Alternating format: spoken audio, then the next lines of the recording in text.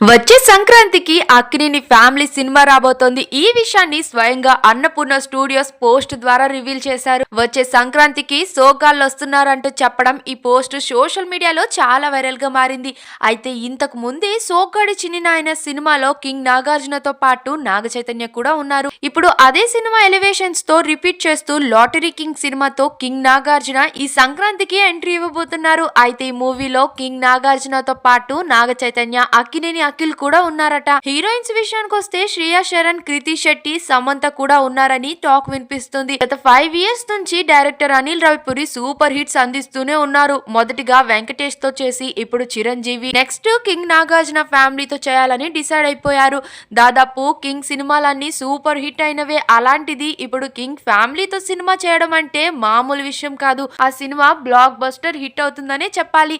అందులోని నాగ చైతన్య, సమంతలు విడిపోయాక ఎన్నో కాంట్రవర్సీలు ఫేస్ చేసిన సమంత కూడా అక్కినేని ఫ్యామిలీ సినిమాలో ఉండడం అంటే మామూలు విషయం కాదనే చెప్పాలి. ఇద్దరు విడిపోయాక మొదటిసారిగా వీరిద్దరూ యాక్ట్ చేసిన మొదటి సినిమా చూడాలని క్యూరియాసిటీ అందరిలోనే ఉంది. ఇంకా మరిన్ని లేటెస్ట్ మూవీ అప్డేట్స్ కావాలంటే మా ఛానల్ ని సబ్స్క్రైబ్ చేయండి. మీరేమనుకుంటున్నారో కామెంట్స్ లో తప్పకుండా చెప్పేయండి.